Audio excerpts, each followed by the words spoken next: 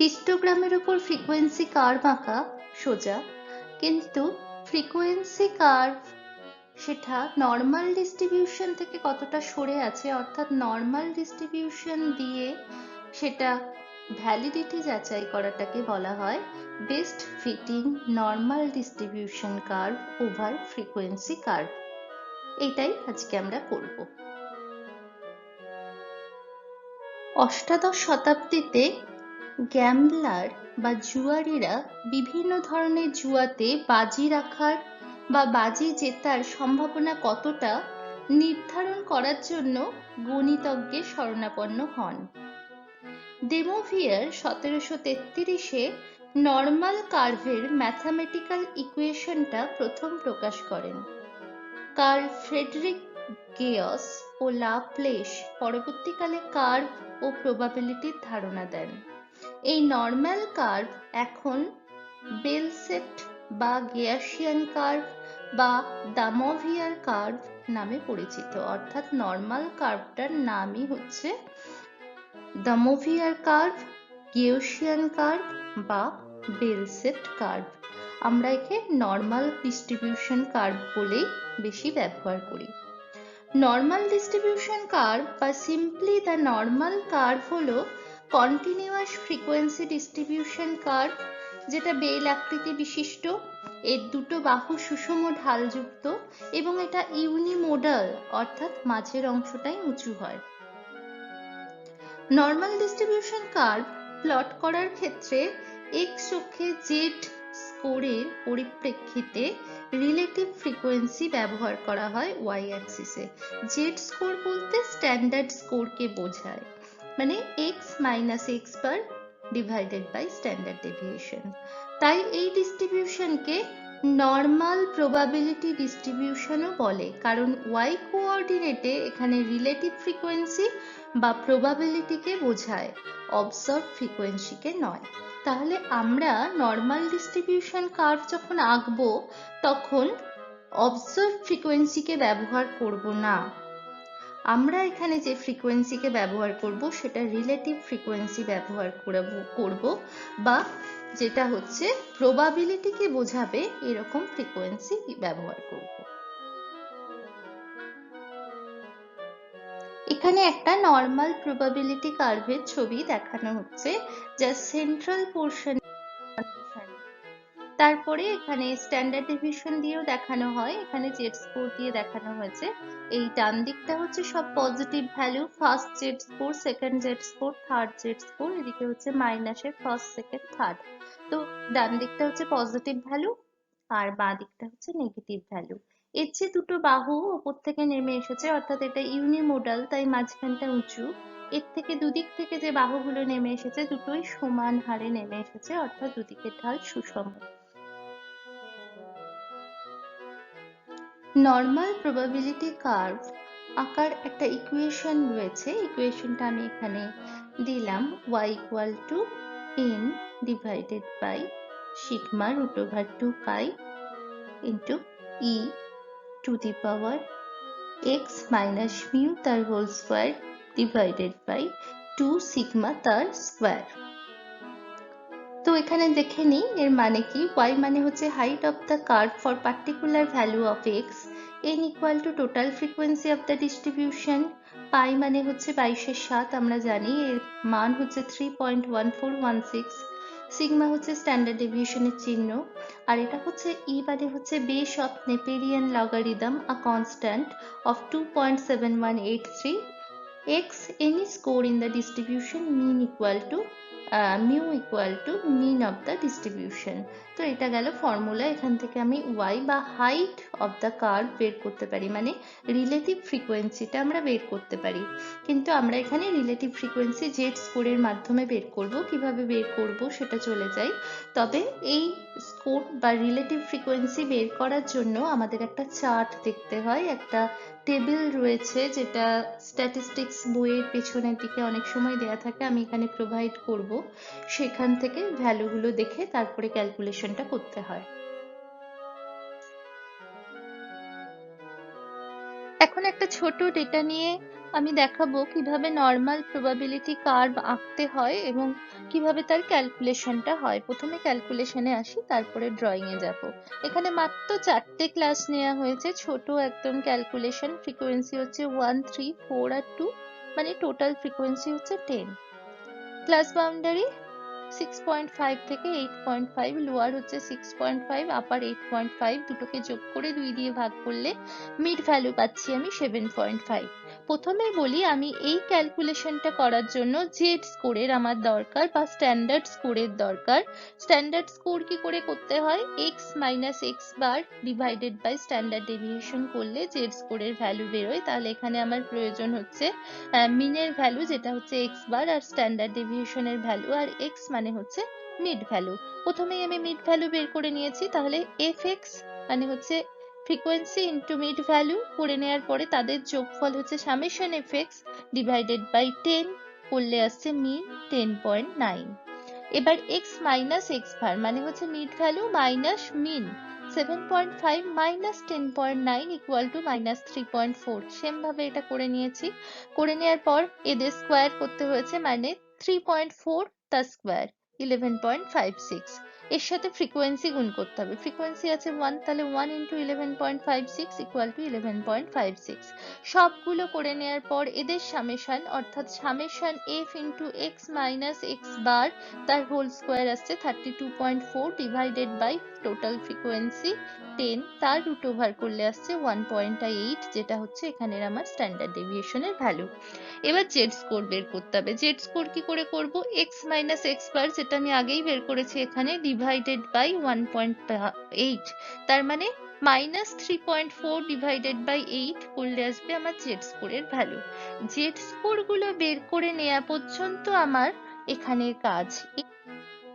Z স্কোরের ভ্যালুগুলো বের করে নেওয়ার পরে আমি এটা একটা চার্টের সাথে মেলাবো। সেই চার্টে কি দেয়া থাকে? সেই চার্টে নর্মাল প্রবাবিলিটি কার্ভের যে ফ্রিকোয়েন্সির হাইটটা হবে সেই হাইটের একটা মাপ দেয়া থাকে।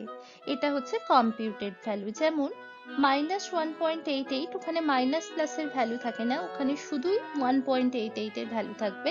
1.88 এ y হচ্ছে 0.0681, 0.77 এ এটা 2966, 0.33 তে 0.3778 এবং 1.44 এ আসছে 0.1415। এরপরে আমাকে এটা আবার একটা ফর্মুলায় ফেলতে হবে।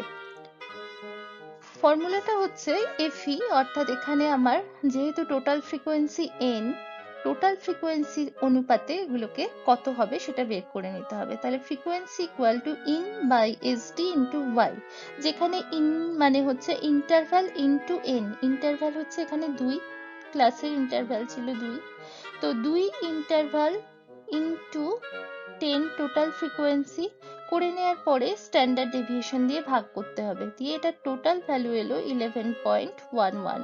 এর সাথে গুণ করতে হবে প্রত্যেকটা ক্লাসের আমি যে ওয়াইটা পেয়েছি সেটা। প্রথমটা 11.11 এর সাথে 0.0681 গুণ করলে আসে 0.76। তাহলে যখন সেটার ফ্রিকোয়েন্সি ছিল 1, সেটা অ্যাকচুয়ালি হবে 0.76 নর্মাল প্রবাবিলিটি কার্ভের ক্ষেত্রে। এটা ক্যালকুলেট করে নেওয়ার পরে ড্রয়িংটায় আমরা চলে যাব।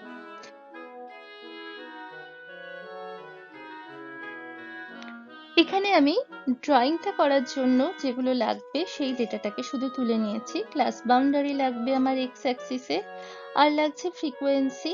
দুটো ফ্রিকোয়েন্সি আমার লাগবে, একটা হচ্ছে নর্মাল ফ্রিকোয়েন্সি কার্ভ আঁকার জন্য, আর একটা হচ্ছে আমার নর্মাল ডিস্ট্রিবিউশন কার্ভ আঁকার জন্য। তাহলে প্রথমে ক্লাস বাউন্ডারি গুলো বসিয়ে নিলাম। আমি এখানে 2 সেন্টিমিটার করে মাপ নিয়েছি প্রত্যেকটার, দিয়ে বসিয়ে নেওয়া হলো। বসিয়ে নেওয়ার পরে ফ্রিকোয়েন্সি এখানে আমি 2 সেন্টিমিটার সমান 1 স্কেল ধরেছি, নিজের ইচ্ছে মতো স্কেল ধরা যায়।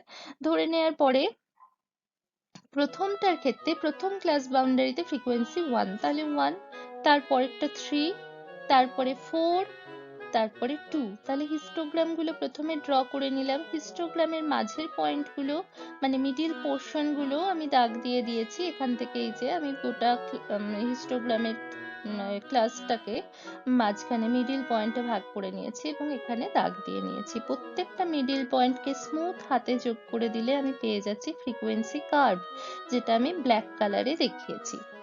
এরপরে সেম এই মিডিল পোর্শন থেকেই আমার যে ভ্যালুগুলো বেরিয়েছে নর্মাল ডিস্ট্রিবিউশন কার্ভের জন্য সেই ভ্যালুগুলো পুট করব। তাহলে এই জায়গাতেই স্কেল বসিয়ে আমি এখানে বসাবো 0.76। সেম একই স্কেল অনুযায়ী আমাকে এটা বসাতে হবে, তবেই ওটার উপরে ফ্রিকোয়েন্সি ডিস্ট্রিবিউশন কার্ভের ওপরে আমি নর্মাল ডিস্ট্রিবিউশন কার্ভটা দেখাতে পারবো। তাহলে এখানে বসানোর পরে 0.76 নিলাম, নেক্সটার ক্ষেত্রে 3.29 নিলাম, তারপরে এসেছে আমার 4.19 এবং লাস্টে 1.57। এটাও স্মুথ হাতে অন্য কালার দিয়ে যোগ করে দিতে হবে, তাহলে আমরা একটা নর্মাল ডিস্ট্রিবিউশন কার্ভ এখানে পেয়ে যাব। একইভাবে আমি আরেকটা ডেটা নিয়ে, এটাতেও 4টে ক্লাস রয়েছে, 4টে ক্লাস, এটা লোয়ার ক্লাস, এটা আপার ক্লাস, তো আপার ক্লাস লোয়ার ক্লাস করে নিয়ে ফ্রিকোয়েন্সি করে সেম প্রসেসে স্ট্যান্ডার্ড ডেভিয়েশন আর মিন বের করার পরে জেড স্কোর বের করে নেওয়া হয়েছে। জেড স্কোরের ভ্যালু অনুযায়ী এখানে ওয়াই এর ভ্যালুগুলো লিস্ট দেখে এর মানগুলোকে নেওয়া হয়েছে। তারপরে স্বাভাবিক যেমন ভাবে আগে করেছিলাম যে ক্লাস ইন্টারভ্যাল কত, ইন্টারভ্যাল এখানে 8, ইন্টারভ্যাল 8 ইন্টু টোটাল ফ্রিকোয়েন্সি 10 করে নেওয়ার পরে এটাকে স্ট্যান্ডার্ড ডেভিয়েশন দিয়ে ভাগ করে নেওয়া হচ্ছে। তারপরে যে ভ্যালুটা আসছে 9.962, এটা প্রত্যেকটার ক্ষেত্রেই প্রযোজ্য। তাহলে 9.962 সাথে y গুণ করার পরে আমি এই ভ্যালুগুলো পেয়ে যাচ্ছি এবং এখানে টোটাল 9.59 এসেছে, এখানে এসেছে 10। এটা ভ্যারি করবে, মোটামুটি 9 এর উপরে হয় টোটাল ফ্রিকোয়েন্সিটা। এরপরে আবার এটার ড্রয়িংটা একটু দেখে নেব।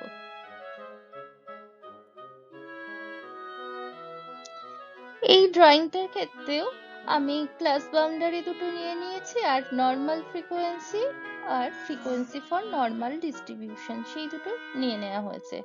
এখানে ফ্রিকোয়েন্সি যেটা ফ্রিকোয়েন্সি কার্ভ সেটা দেখা যাচ্ছে একবার উঠেছে, আবার নেমে গিয়ে আবার উঠেছে, অর্থাৎ ফ্রিকোয়েন্সি কার্ভটার আপ ডাউন হয়েছে। যেহেতু এখানে ফ্রিকোয়েন্সি ক্রমান্বয়ে বাড়েনি, প্রথমে 1 আছে, তারপরে 4 আছে, তারপরে কমে গিয়ে 2 হয়েছে, আবার বেড়ে 3 হয়েছে, তাই এখানে কার্ভটাও উঠেছে, আবার নেমেছে, আবার উঠেছে। কিন্তু নর্মাল ডিস্ট্রিবিউশন কার্ভটা কিন্তু সেই এইভাবে ওঠানামা করেনি। নর্মাল ডিস্ট্রিবিউশন কার্ভ যেমন দেখতে হয় এখানে সেই রকমই ডিস্ট্রিবিউশন কার্ভটা রয়েছে। এখানে মিড ভ্যালুতে বসিয়ে আমি আবার এখানে নিয়েছি 0.95, তারপরে 3.11, 3.80, 1.73, তারপরে স্মুথ হাতে যোগ করার পরে আমরা নর্মাল ডিস্ট্রিবিউশন কার্ভটা পেয়ে যাচ্ছি।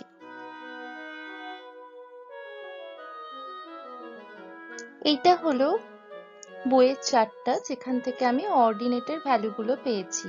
কি লেখা আছে? Ordinate and areas of the unit normal curve and the probabilities associated with the z values in the normal distribution. এখানে z স্কোরের রেসপেক্টে অর্ডিনেট ভ্যালুগুলো দেওয়া আছে, এরিয়া দেওয়া আছে। এরিয়াটা আমাদের দরকার নেই, আমাদের অর্ডিনেটের ভ্যালুগুলো দরকার। যেমন প্রথমে আমাদের ছিল -1.88, এখানে মাইনাস প্লাসের কোনো ভ্যালুর ডিফারেন্স হয় না। এই পেজে 1.88 নেই, পরের পেজে আছে। আমার ছিল এছাড়া 0.77, সেটা দেখে নিই কি করে দেখতে হয়। এই যে 0.70, এখানে হচ্ছে 0.77, এর মান হচ্ছে তাহলে 0.2966, এই ভ্যালুটা দরকার হয়। নেক্সট পেজে চলে এসেছি, এখানেও ভ্যালু দেওয়া আছে, এরিয়া দেওয়া আছে আর অর্ডিনেট দেওয়া আছে। এই অনুযায়ী আমাদের হাইট গুলো মেজার করতে হবে। এইটি statistics for behavioural and social science বই থেকে আমি এই চার্টটা নিয়েছি। রাইটার হচ্ছে বনমালী মহান্তি অ্যান্ড শান্তা মিশ্র, পাবলিকেশন হচ্ছে সেজ পাবলিকেশন। এই বইতে প্রসেসটাও পুরো দেয়া আছে, কারো কাছে বইটা থাকলে দেখে নিতে পারো। আজকে তাহলে এই পর্যন্তই, আবার অন্য কোনো দিন অন্য কোনো ভিডিওর সাথে দেখা হবে।